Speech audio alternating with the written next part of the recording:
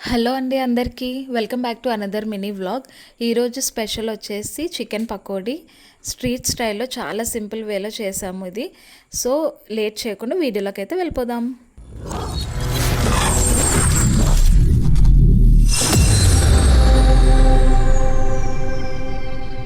ముందుగా దీనికోసం అయితే ఫ్రెష్గా క్లీన్ చేసి పెట్టుకున్న చికెన్ తీసుకోవాలి.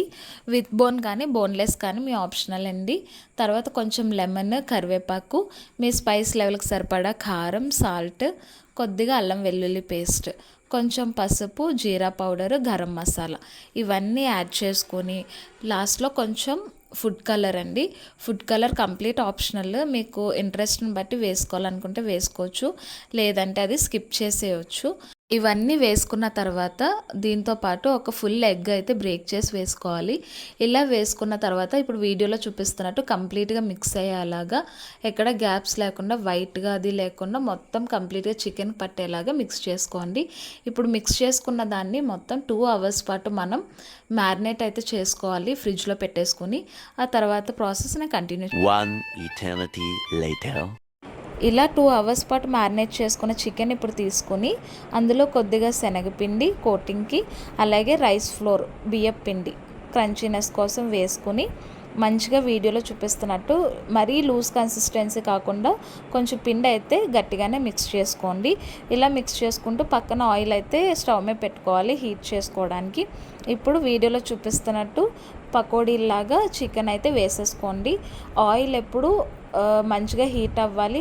ఫ్లేమ్ మాత్రం హైలో పెట్టొద్దండి, మీడియం ఫ్లేమ్లో పెట్టుకోండి. సో మనకి మంచి కలర్ వస్తుంది, లోపల కూడా ఈవెన్గా కుక్ అవుతుంది.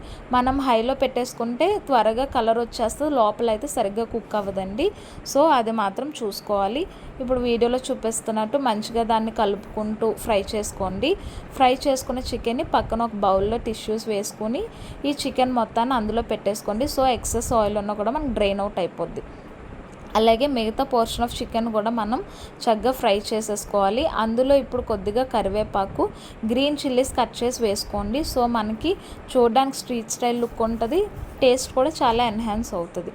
సో ఇలా చాలా ఈజీ అండ్ సింపుల్ వేలో మనమే ఇంట్లో చికెన్ పకోడీ అనేది రెడీ చేసుకోవచ్చు. హోప్ అందరికీ వీడియో అయితే నచ్చింది అనుకున్నానండి. మీరు కూడా ఈ రెసిపీ తప్పకుండా ట్రై చేసి కమెంట్లో ఎలా వచ్చిందో షేర్ చేయండి. మేమైతే మంచిగా ఆవకాయ పిక్కులు వేసుకుని చికెన్ పకోడీ అయితే లాగించేసామండి ఈరోజు. మీ డే ఎలా గడిచిందో అది కూడా కమెంట్లో షేర్ చేయండి. నా వీడియోస్ చూస్తూ సపోర్ట్ చేస్తున్న వాళ్ళందరికీ థ్యాంక్ యూ వెరీ మచ్. ఇంకా చాలామంది చూస్తున్నారు కానీ సబ్స్క్రైబ్ అయితే చేసుకోవట్లేదు.